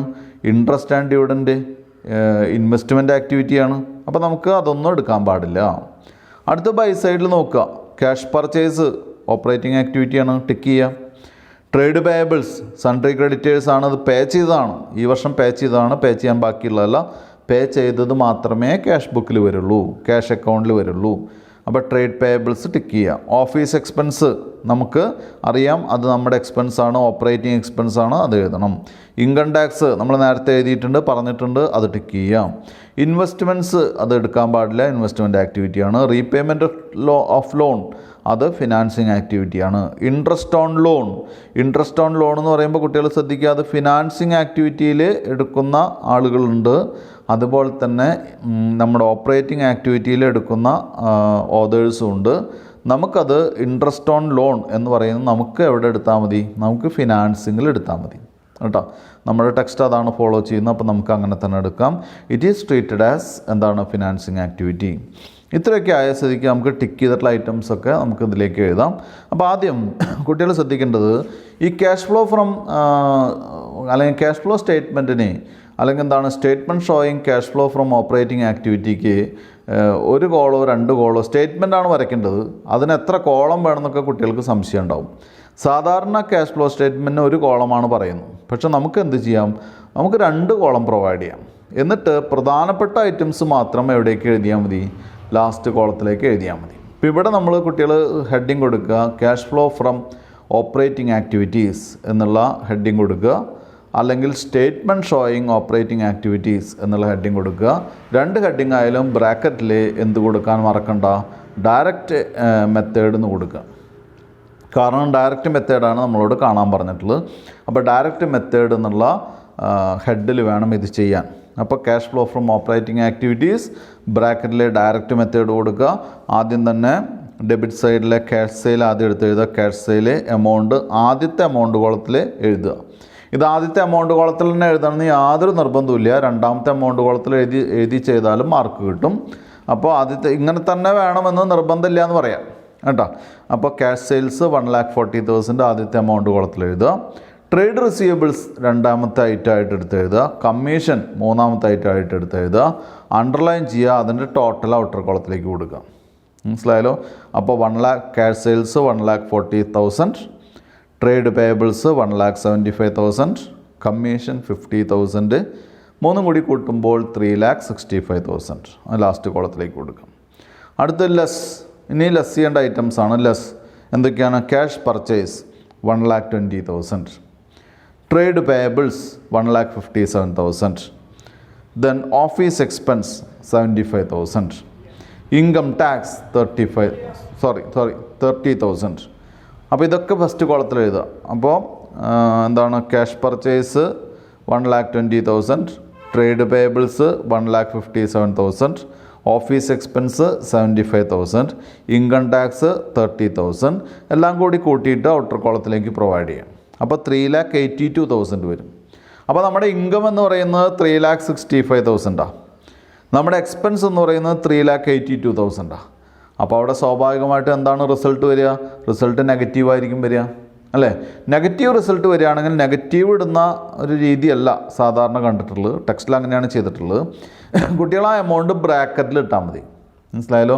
17,000 ആണ് എമൗണ്ട് വന്നിട്ടുള്ളത്. ആ എമൗണ്ട് ഫുള്ളായിട്ട് ബ്രാക്കറ്റിലിടുക. എന്നിട്ട് അതിന് പേര് കൊടുക്കുക net cash used in operating activities. കുട്ടികൾ ശ്രദ്ധിക്കുക, net cash used in operating activities. ഇതിൽ യൂസ്ഡ് ഇൻ എന്ന് പറയുന്ന പോർഷൻ, യൂസ്ഡ് ഇൻ എന്ന് പറയുന്ന പോർഷൻ നെഗറ്റീവ് ആയതുകൊണ്ടാണ് വന്നത്. മനസ്സിലായല്ലോ? യൂസ്ഡ് ഇൻ എന്ന പോർഷൻ നെഗറ്റീവ് ആയതുകൊണ്ടാണ് വന്നത്. ഇനിയിപ്പോൾ സപ്പോസ് ഈ 17,000 പോസിറ്റീവ് ഫിഗർ ആണെങ്കിൽ, 17,000 പോസിറ്റീവ് ഫിഗർ ആണെങ്കിൽ, ഇത് തിരിച്ചാണെങ്കിൽ ഇൻകമാണ് കൂടുതൽ എക്സ്പെൻസ് കുറവാണെങ്കിൽ, പോസിറ്റീവ് ഫിഗർ ആണെങ്കിൽ എന്ത് ചെയ്യും? Net cash flow from operating activities എന്നാണ് വരിക. അപ്പോൾ പോസിറ്റീവ് ഫിഗർ ആണെങ്കിൽ ഫ്ലോ ഫ്രം എന്നും, നെഗറ്റീവ് ഫിഗർ ആണെങ്കിൽ യൂസ്ഡ് ഇൻ എന്നുമാണ് നമ്മൾ എന്ത് ചെയ്യുക? അതിൻ്റെ റിസൾട്ടിന് പേര് കൊടുക്കുക. അതുകൂടി കുട്ടികൾ പഠിക്കുക. Net cash used in operating activity എന്ന് എഴുതാൻ കാരണം നെഗറ്റീവ് ഫിഗർ ആയതുകൊണ്ടാണ്. ഇത് കുട്ടികൾക്ക് മനസ്സിലായിട്ടുണ്ടാവുമെന്ന് വിചാരിക്കുന്നു. എന്തെങ്കിലും സംശയമുള്ളവർ ഇന്ന് തന്നെ ക്ലിയർ ചെയ്യുക. ഇപ്പം തന്നെ ഇതിന് ശേഷം, അല്ലെങ്കിൽ ക്ലാസ്സിന് ശേഷം, എല്ലാ ക്ലാസ്സുകൾക്കും ശേഷം, ഇൻട്രാക്ഷനൊക്കെ കഴിഞ്ഞതിന് ശേഷം ഈവനിങ്ങിലോ ഉച്ചയ്ക്ക് ശേഷം എപ്പോഴെങ്കിലും കുട്ടികൾ വോയിസ് ക്ലിപ്പ് ഇടുക. ഞാനത് ക്ലിയർ ചെയ്ത് തരാം കേട്ടോ. ഇനി അടുത്ത ക്വസ്റ്റ്യനാണ്. അടുത്ത ക്വസ്റ്റ്യൻ കുട്ടികൾ ശ്രദ്ധിക്കേണ്ടത്, അടുത്ത ക്വസ്റ്റ്യൻ ഇൻഡയറക്റ്റ് മെത്തേഡാണോ ഡയറക്റ്റ് മെത്തേഡാണോ എന്ന് പറഞ്ഞിട്ടില്ല. പക്ഷേ ഈ ക്വസ്റ്റ്യൻ നമുക്ക് ഇൻഡയറക്റ്റ് മെത്തേഡിൽ ചെയ്യാൻ പറ്റുള്ളൂ. മനസ്സിലായല്ലോ? കാരണം ഇതിൽ സെയിൽസ് തന്നിട്ടില്ല എന്നാണ് എൻ്റെ അറിവ്. അതെ. അപ്പോൾ ഇത് നമുക്ക് ഇൻഡയറക്റ്റ് മെത്തേഡിൽ ചെയ്യാൻ പറ്റുള്ളൂ. അപ്പോൾ എന്താണ് ഇൻഡയറക്റ്റ് മെത്തേഡ് എന്നുള്ളൊരു ഓപ്ഷൻ ആദ്യം ചെയ്യണം. ഇൻഡയറക്റ്റ് മെത്തേഡ് എന്ന് പറഞ്ഞാൽ ക്യാഷ് ഫ്ലോ സ്റ്റേറ്റ്മെൻറ്റ് ചെയ്യുന്ന സമയത്ത് നമുക്കറിയാലോ, ഒരു വലിയ സ്റ്റേറ്റ്മെൻറ്റിൽ നമ്മൾ എന്ത് ചെയ്യും? ആദ്യം ഓപ്പറേറ്റിംഗ് ആക്ടിവിറ്റി എഴുതും, പിന്നീട് ഇൻവെസ്റ്റിംഗ് ആക്ടിവിറ്റി എഴുതും, പിന്നീട് ഫിനാൻസിങ് ആക്ടിവിറ്റി എഴുതും. ഇത് മൂന്നും കൂടി ആഡ് ചെയ്ത്, അതൊന്നും കുട്ടികൾക്ക് മനസ്സിലായിട്ടില്ല ഇതുവരെ. അപ്പോൾ ഈ ക്വസ്റ്റ്യൻ ചെയ്തിട്ട് വേണം നമുക്കത് മനസ്സിലാക്കാൻ. മനസ്സിലായല്ലോ? അപ്പോൾ ഇങ്ങനെയാണ് അത് ആഡ് ചെയ്ത് പോകുന്നത്. പക്ഷേ ഇവിടെ ഒരു പ്രത്യേകത എന്താണെന്ന് വെച്ചാൽ, ഇവിടെ നമ്മൾ നേരത്തെ ചെയ്ത ക്വസ്റ്റ്യൻ അത് ഡയറക്റ്റ് മെത്തേഡാണ്. ഇനി ചെയ്യാൻ പോകുന്നത് ഇൻഡയറക്റ്റ് മെത്തേഡാണ്. ഇൻഡയറക്റ്റ് മെത്തേഡ് എന്താണെന്ന് നേരത്തെ കഴിഞ്ഞ ക്ലാസ്സിലൊക്കെ നമ്മൾ പറഞ്ഞു വെച്ചിട്ടുണ്ട്. പക്ഷേ ഇവിടെ പറയുന്നൊരു പ്രത്യേകത എന്താണെന്ന് വെച്ചാൽ, ഇൻഡയറക്റ്റ് മെത്തേഡ് എന്ന് പറയുമ്പോൾ കുട്ടികൾ ശ്രദ്ധിക്കേണ്ടത്, നമ്മൾ P&L അക്കൗണ്ടിൽ നിന്നാണ് തുടങ്ങുക. ക്വസ്റ്റ്യൻ തുടങ്ങുന്നത് തന്നെ പ്രോഫിറ്റ് വെച്ചിട്ടാണ്. അപ്പോൾ അതിനെ എങ്ങനെയാണെന്ന് വെച്ചാൽ, profit as per P&L account എന്ന് പറഞ്ഞാൽ ആദ്യത്തെ കോളത്തിൽ പ്രോഫിറ്റ് എഴുതി വയ്ക്കും. മനസ്സിലായല്ലോ. ഇനി പ്രോഫിറ്റ് തന്നിട്ടില്ല, നമുക്ക് 2 കൊല്ലത്തെ ബാലൻസ് ഷീറ്റ് എമൗണ്ടുകൾ തന്നിട്ടുള്ളതെന്ന് വിചാരിക്കുക. 2 കൊല്ലത്തെ ബാലൻസ് ഷീറ്റ് എമൗണ്ടുകൾ തന്നിട്ടുള്ളതെങ്കിൽ നമ്മൾ എന്ത് ചെയ്യും? P&L അക്കൗണ്ട് 2 ബാലൻസ് ഉണ്ടാവും അല്ലേ? ഒന്ന് ഓപ്പണിംഗ് ബാലൻസ് ഉണ്ടാവും, ഒന്ന് ക്ലോസിംഗ് ബാലൻസും ഉണ്ടാവും. ഇത് തമ്മിലുള്ള ഡിഫറൻസ് എടുക്കുക, അല്ലെങ്കിൽ ക്ലോസിംഗ് ബാലൻസിൽ നിന്ന് ഓപ്പണിംഗ് ബാലൻസ് കുറയ്ക്കുക. അപ്പോൾ നമുക്കൊരു പ്രോഫിറ്റ് കിട്ടും. അതാണ് ഈ വർഷത്തെ പ്രോഫിറ്റ്. അപ്പോൾ നമ്മൾ എന്ത് ചെയ്യുക? Profit as per P&L account, അല്ലെങ്കിൽ കറണ്ട് ഇയർ പ്രോഫിറ്റ് വേറെ തന്നിട്ടുണ്ടെങ്കിൽ കറണ്ട് ഇയർ പ്രോഫിറ്റ് അത് എഴുതി വയ്ക്കുക. എന്നിട്ട് അതിനോടുകൂടി ഇനിയാണ് വളരെ പ്രധാനപ്പെട്ട കാര്യം കുട്ടികൾ ശ്രദ്ധിക്കേണ്ടത്. ഈ പ്രോഫിറ്റിനോടുകൂടി add non cash and non operating expenses and losses. എന്താ ഞാൻ പറഞ്ഞത്? നോൺ ക്യാഷ്, ക്യാഷ് ഇല്ലാത്ത എക്സ്പെൻസും ലോസസും. എന്താ ക്യാഷ് ഇല്ലാത്ത എക്സ്പെൻസ്? നമ്മൾ P&L അക്കൗണ്ടിൽ ഡിപ്രീസിയേഷൻ എഴുതും അല്ലേ? പ്രിലിമിനറി എക്സ്പെൻസ് റിട്ടേൺ ഓഫ് എഴുതും അല്ലേ? അതുപോലെ തന്നെ മറ്റ് പ്രൊവിഷൻസ്, എമൗണ്ട് റിട്ടേൺ ഓഫ് അതെഴുതും. Loss on sale of asset അല്ലേ? അസറ്റ് സെയിൽ നടത്തുമ്പോൾ എന്തെങ്കിലും ലോസ് ഉണ്ടാവുണ്ടോ? ഇല്ല. അതൊരു അക്കൗണ്ടിങ് ട്രീറ്റ്മെൻറ്റ് മാത്രമാണ്. അപ്പോൾ ഇതുപോലെ ക്യാഷ് ഇല്ലാത്ത എക്സ്പെൻസ്, ബിസിനസ്സേതര എക്സ്പെൻസ്, ബിസിനസ്സിൻ്റേതല്ലാത്ത എക്സ്പെൻസ്. ഇപ്പോൾ ഫോർ എക്സാമ്പിൾ നമ്മൾ ഡിവിഡൻഡ് പേ ചെയ്തു. ഡിവിഡൻഡ് പേ ചെയ്തത് നമ്മുടെ ബിസിനസ്സിൻ്റെ എക്സ്പെൻസ് ആണെങ്കിലും നമ്മുടെ ബിസിനസ്സിൻ്റെ ഓപ്പറേറ്റിംഗ് എക്സ്പെൻസ് അല്ല. മനസ്സിലായല്ലോ? ഡിവിഡൻഡ് പേ ചെയ്യുന്ന എവിടെയാണ് വരേണ്ടത്? ഫിനാൻസിങ് ആക്ടിവിറ്റിയിലാണ് വരുന്നത്. ഇതുപോലെ ഇൻകം ടാക്സ് പേ ചെയ്യുന്ന ഇവിടെ വരാം. ഇതുപോലെ നമ്മൾ എന്ത് ചെയ്യുക? നമ്മുടെ ബിസിനസ്സിൻ്റേതല്ലാത്ത ഓപ്പറേറ്റിംഗ് എക്സ്പെൻസ് അല്ലാത്ത എക്സ്പെൻസുകളൊക്കെ ഓൾറെഡി P&L അക്കൗണ്ടിൽ ചാർജ് ചെയ്ത് എന്ത് ചെയ്യുക? ആഡ് ബാക്ക് ചെയ്യുക. ഓൾറെഡി P&L അക്കൗണ്ടിൽ ചാർജ് ചെയ്തൊക്കെ ആഡ് ബാക്ക് ചെയ്യുക. ആഡ് ബാക്ക് ചെയ്താലാണ് റിയൽ പ്രോഫിറ്റിലേക്ക് എത്തുള്ളൂ. അപ്പോൾ operating profit is the profit എന്താണ് റിയലൈസ്ഡ് ഒറിജിനലി. അത് ഒറിജിനലായിട്ട് ബിസിനസ് നടത്തിയപ്പോൾ കിട്ടിയ പ്രോഫിറ്റിനെയാണ് ഓപ്പറേറ്റിംഗ് പ്രോഫിറ്റ് എന്ന് പറയുന്നത്. അപ്പോൾ നെറ്റ് പ്രോഫിറ്റ് നമ്മൾ എഴുതിയിട്ട് എന്ത് ചെയ്യണം? നേരത്തെ നമ്മൾ P&L അക്കൗണ്ടിൽ ഡെബിറ്റ് ചെയ്തിട്ടുള്ള, P&L അക്കൗണ്ടിൽ ചാർജ് ചെയ്തിട്ടുള്ള നോൺ ക്യാഷ് ആയിട്ടുള്ളതോ നോൺ ഓപ്പറേറ്റിംഗ് ആയിട്ടുള്ള എക്സ്പെൻസുകളും ലോസസും ആഡ് ചെയ്യണം. അപ്പം അതിനെ എളുപ്പത്തിൽ പറയുന്ന എക്സ്പെൻസ് ഇതാണ്. നമ്മൾ ഡിപ്രീസിയേഷൻ ചാർജ് ചെയ്തു. ഡിപ്രീസിയേഷൻ ചാർജ് ചെയ്യുന്നൊരു ടെക്നിക്കലല്ലേ? നമ്മുടെ കയ്യിൽ നിന്ന് പൈസ പോകണ്ടോ? ഇല്ല. അപ്പോൾ അത് ആഡ് ചെയ്യണം. Loss on sale of fixed asset, loss വരുന്നുണ്ടോ? നമ്മൾ ബുക്ക് വാല്യൂ വെച്ചിട്ടാണ് ലോസ് എന്ന് പറയുന്നത്. അപ്പോൾ അത് റിയൽ ലോസ് അല്ല, അത് ആഡ് ചെയ്യുക. അതുപോലെയുള്ള എക്സ്പെൻസും ലോസസൊക്കെ ആഡ് ചെയ്യണം. ഇതേപോലെ തന്നെ ഇൻകംസും ലെസ് ചെയ്യണം. നമ്മൾ ബാങ്കിൽ കുറച്ച് പൈസ ഇട്ടുണ്ട്, അതിന് ഇൻട്രസ്റ്റ് കിട്ടി, അത് നമ്മൾ P&L അക്കൗണ്ടിൽ ചേർത്തിട്ടുണ്ട്. നമ്മുടെ ബിസിനസ്സിൻ്റെ ഇൻകാണോ? അല്ല. നമ്മുടെ ബിസിനസ്സിന് കുറച്ച് റൂമുകളുണ്ട്, റെൻറ്റിന് കൊടുത്തിട്ടുണ്ട്, റെൻറ്റ് കിട്ടി, അപ്പോൾ നമ്മൾ ബൈ സൈഡിൽ റെൻറ്റ് റിസീവ്ഡ് എഴുതി. ബിസിനസ്സിൻ്റെ ഇൻകാണോ? അല്ല. അതൊക്കെ എന്ത് ചെയ്യണം? ലെസ് ചെയ്യണം. അപ്പോഴാണ് നമുക്ക് എന്ത് കിട്ടുക? റിയൽ പ്രോഫിറ്റ് കിട്ടുക അല്ലേ? എന്നിട്ട് ആ കിട്ടുന്ന പ്രോഫിറ്റിന് നമ്മൾ എഴുതും profit before current items adjustment. Current അസറ്റോ കറണ്ട് ലയബിലിറ്റിയോ അഡ്ജസ്റ്റ് ചെയ്യുന്നതിന് മുൻപാണുള്ള പ്രോഫിറ്റാണത്. എന്നിട്ടാണ് നമ്മൾ ചെയ്യുന്നത്. അപ്പോൾ ഞാൻ അധികം എക്സ്പ്ലെയിൻ ചെയ്യുന്നില്ല. ഇനി നമുക്ക് പ്രോബ്ലത്തിലേക്ക് പോകാം. കുട്ടികൾ പ്രോബ്ലം വായിച്ചു നോക്കുക. പേജ് നമ്പർ 237 ആണ്. ഈ 237 എക്സാമ്പിൾ 3 ആണ്. 237 എക്സാമ്പിൾ 3 ആണ്. പേജ് നമ്പർ 237 ആണ്. ഞാൻ ക്വസ്റ്റ്യൻ വായിക്കാൻ കുട്ടികൾ ശ്രദ്ധിക്കുക. Prepare cash flow statement for the year ended 31/3/2016. 31/3/2016 ഇതാണ് question.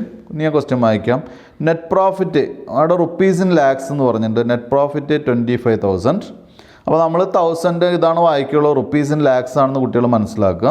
Net profit 25,000. Dividend paid including dividend tax ആണ് കേട്ടോ. ഇനി അതിന് വേറെ പ്രൊവൈഡ് ചെയ്യണ്ട. Including dividend tax 8,535. Provision for income tax 5,000. Income tax paid during the year 4,248. Loss on sale of asset 40. Book value of asset sold 185. Then depreciation charges to P&L account 20,000. Amortization of capital grant 6. Profit on sale of investment that is 100. Then carrying amount of investment sold 27,765.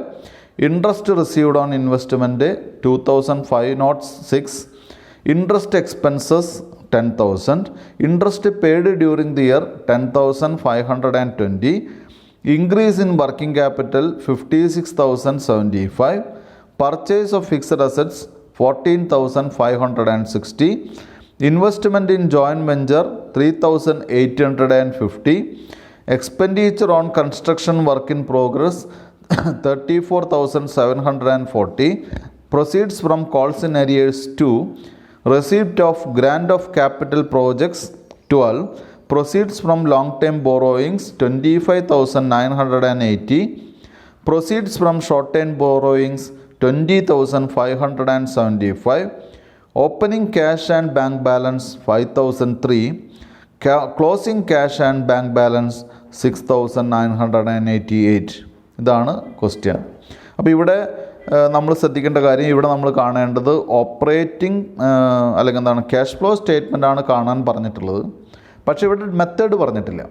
അപ്പോൾ ഇവിടെ കുട്ടികൾ ശ്രദ്ധിക്കുക, ഇവിടെ direct method കാണാൻ പറ്റില്ല. Direct method കാണണമെങ്കിൽ നമുക്ക് എന്ത് വേണം? ക്യാഷ് സെയിൽസ് അറിയണം, അല്ലെങ്കിൽ ഇൻകം അറിയണം. ഇവിടെ അതറിയില്ല. ഇവിടെ നമുക്ക് എന്ത് മാത്രമേ തന്നിട്ടുള്ളൂ? പ്രോഫിറ്റ് മാത്രമേ തന്നിട്ടുള്ളൂ. അപ്പോൾ നമുക്ക് എന്ത് മെത്തേഡിൽ മാത്രമേ കാണാൻ പറ്റുള്ളൂ? ഇവിടെ ഇൻഡയറക്റ്റ് മെത്തേഡിൽ മാത്രമേ കാണാൻ പറ്റുള്ളൂ. അപ്പോൾ അത് കുട്ടികളുടെ ഒരു പ്രധാനപ്പെട്ട ടോപ്പിക്കായിട്ട് നിങ്ങൾ മനസ്സിലാക്കണം. ടെക്സ്റ്റിൽ അങ്ങനെ വേർതിരിച്ച് പറഞ്ഞിട്ടില്ല. അപ്പോൾ കുട്ടികൾ മനസ്സിലാക്കുക, നമുക്ക് ക്യാഷ് സെയിലോ മറ്റ് ഇൻകംസോ തന്നാലാണ് നമുക്ക് എന്തിൽ ചെയ്യാൻ പറ്റുള്ളൂ? ഡയറക്റ്റ് മെത്തേഡിൽ ചെയ്യാൻ പറ്റുള്ളൂ. അല്ലാത്ത പക്ഷം നമുക്ക് ചെയ്യാൻ പറ്റുന്ന ഇൻഡയറക്റ്റ് മെത്തേഡാണ്. ഈ ഇൻഡയറക്റ്റ് മെത്തേഡാണ് ഏറ്റവും കൂടുതൽ ആളുകൾ യൂസ് ചെയ്യുന്ന ക്യാഷ് ഫ്ലോ മെത്തേഡ് എന്ന് പറയുന്നത്. ഇൻഡയറക്റ്റ് മെത്തേഡാണ് ഏറ്റവും കൂടുതൽ തവണ എക്സാമിനേഷൻ ചോദിക്കുന്ന മെത്തേഡ് എന്ന് പറയുന്നത് ഇൻഡയറക്റ്റ് മെത്തേഡാണ്. അതേസമയം ഡയറക്റ്റ് മെത്തേഡ് ചോദിച്ചിട്ടില്ല എന്ന് പറയാൻ പറ്റില്ല, പല പ്രാവശ്യം ചോദിച്ചിട്ടുണ്ട്. പക്ഷേ ഒരു റേറ്റ് എടുത്ത് നോക്കുകയാണെങ്കിൽ ഒരു 2:8 എന്നുള്ള റേഷ്യോയിലായിരിക്കും ചോദിച്ചിട്ടുണ്ടാവുക. ഒരു കഴിഞ്ഞ 10 കൊല്ലത്തെ എടുക്കുകയാണെങ്കിൽ 2 പ്രാവശ്യം ഡയറക്റ്റ് മെത്തേഡ് ചോദിച്ചിട്ടുണ്ടെങ്കിൽ 8 പ്രാവശ്യം എന്തായിരിക്കും ചോദിച്ചിട്ടുണ്ടായിരിക്കുക? ഇൻഡയറക്റ്റ് മെത്തേഡായിരിക്കും. അതാണ് അതിൻ്റെ വേർഷൻ. അപ്പോൾ എങ്ങനെ തിരിച്ചറിയുമെന്നൊക്കെ ചോദിക്കാം. കുട്ടികൾ സാധാരണ ചോദിക്കുന്നൊരു മെത്തേഡാണ്. ഇത് മുഴുവൻ പഠിച്ചാലും ടെക്സ്റ്റൊക്കെ ഒന്ന് വായിച്ച് നോക്കിയാലും കുട്ടികൾക്ക് അറിയണമെന്നില്ല. അപ്പോൾ കുട്ടികൾ ചോദിക്കും, ഇത് ഏത് മെത്തേഡിൽ ചെയ്യണം, അല്ലെങ്കിൽ നമുക്ക് വരുന്ന ഈ ക്വസ്റ്റ്യൻ എങ്ങനെ തിരിച്ചറിയും? അതൊരു പ്രധാനപ്പെട്ട ചോദ്യമാണ് അല്ലേ? അപ്പോൾ അവിടെ ഉള്ളൊരു ഉത്തരം ഇത് മാത്രമാണ്. നമുക്ക് ക്യാഷ് സെയിലും മറ്റ് ഡീറ്റെയിൽസൊക്കെ തന്നിട്ടുണ്ടെങ്കിൽ വേണമെങ്കിൽ ഡയറക്റ്റ് മെത്തേഡിൽ ചെയ്യാം. അതല്ലെങ്കിൽ ആ ക്യാഷ് സെയിൽ ഇല്ല, റെസിപ്റ്റ് ഇല്ല എന്നുണ്ടെങ്കിൽ നമുക്ക് എന്ത് മെത്തേഡ് മാത്രമേ ചെയ്യാൻ പറ്റുള്ളൂ? ഇൻഡയറക്റ്റ് മെത്തേഡ് മാത്രമേ ചെയ്യാൻ പറ്റുള്ളൂ. ഇനി ക്യാഷ് സെയിലൊക്കെ തരികയും ഇൻഡയറക്റ്റ് മെത്തേഡിൽ ചെയ്യാൻ പറയുകയും ചെയ്താൽ അത് എങ്ങനെ മാത്രമേ ചെയ്യാൻ പാടുള്ളൂ? ഇൻഡയറക്റ്റ് മെത്തേഡിൽ മാത്രമേ ചെയ്യാൻ പാടുള്ളൂ കേട്ടോ. ഇനിയിപ്പോൾ നമുക്ക് ക്വസ്റ്റ്യനിലേക്ക് പോവാം. ക്വസ്റ്റ്യനിലേക്ക് പോകുന്നതിന് മുൻപ് കുട്ടികൾ ശ്രദ്ധിക്കേണ്ടത്, ഇതിന് ഒരു എമൗണ്ട് ഗോളാണ് ടെക്സ്റ്റിൽ പ്രിപ്പയർ ചെയ്തിട്ടുള്ളത്. ഞാൻ പറയുന്നു 2 എമൗണ്ടോളം വരച്ച് കുട്ടികൾ ചെയ്യുകയാണെങ്കിൽ കുറച്ചുകൂടി ബെറ്ററായിട്ട് ഇത് കുട്ടികൾക്ക് മനസ്സിലാക്കാൻ പറ്റും. മനസ്സിലായല്ലോ? 2 എമൗണ്ടോളം വരച്ച് ചെയ്യുകയാണെങ്കിലുള്ളൊരു ഗുണം എന്താണെന്ന് വെച്ചാൽ എക്സാക്റ്റ് റിസൾട്ട്. ഇപ്പോൾ നമുക്കറിയാമല്ലോ, ഇതിൽ മൂന്ന് ആക്ടിവിറ്റീസാണുള്ളത്. എന്താണ്? ഓപ്പറേറ്റിംഗ് ആക്ടിവിറ്റിയും ഇൻവെസ്റ്റിംഗ് ആക്ടിവിറ്റിയും അതുപോലെ തന്നെ ഫിനാൻസിങ് ആക്ടിവിറ്റികളും 3 ആക്ടിവിറ്റിയാണുള്ളത്. അപ്പോൾ 3 ആക്ടിവിറ്റിയുടെ റിസൾട്ട് മാത്രം ലാസ്റ്റ് കോളത്തിലേക്ക് എഴുതാവുന്ന രീതിയിൽ കുട്ടികൾ പ്രോബ്ലം ചെയ്യുകയാണെങ്കിൽ അവസാനം അത് ആഡ് ചെയ്യുമ്പോൾ ഒരു ഭംഗി ഉണ്ടാവും കാണാം. മനസ്സിലായോ? ടെക്സ്റ്റിൽ ചെയ്തിട്ടുള്ള പോലെ ചെയ്യാം, ഇനി 3 കോളം വരച്ചിട്ട് ചെയ്യാം. അതുകൊണ്ടൊന്നും കുഴപ്പമില്ല. പക്ഷെ ഞാൻ പറയുന്നത് എന്താണെന്ന് വെച്ചാൽ ലാസ്റ്റ് കോളത്തിലേക്ക് അതിൻ്റെ എക്സാക്റ്റ് റിസൾട്ട് മാത്രം എഴുതുക. ഇപ്പോൾ ആദ്യത്തെ ആക്ടിവിറ്റി ഓപ്പറേറ്റിംഗ് ആക്ടിവിറ്റിയാണ്. ഓപ്പറേറ്റിംഗ് ആക്ടിവിറ്റിയുടെ റിസൾട്ടായിരിക്കണം ആദ്യം ലാസ്റ്റ് കോളത്തിലേക്ക് എഴുതേണ്ടത്. അടുത്ത് ഇൻവെസ്റ്റിംഗ് ആക്ടിവിറ്റിയുടെ കാൽക്കുലേഷൻസൊക്കെ ഫസ്റ്റ് കോളത്തിൽ നടത്തുക. എന്നിട്ട് എന്ത് ചെയ്യുക? അതിൻ്റെ നെറ്റ് റിസൾട്ട് മാത്രം എവിടേക്ക് കൊടുക്കുക? ലാസ്റ്റ് കോളത്തിലേക്ക് കൊടുക്കുക. ഫിനാൻസിങ് ആക്ടിവിറ്റിയുടെ കാൽക്കുലേഷൻസൊക്കെ ഫസ്റ്റ് കോളത്തിൽ ചെയ്യുക, അതിൻ്റെ റിസൾട്ട് മാത്രം ലാസ്റ്റ് കോളത്തിലേക്ക് കൊടുക്കുക. ഇനി ഒരുപാട് കാൽക്കുലേഷൻസ് കൂട്ടാനും കുറയ്ക്കാനൊക്കെ ഉണ്ടെങ്കിൽ 3 കോളം സജസ്റ്റ് ചെയ്യുന്നു.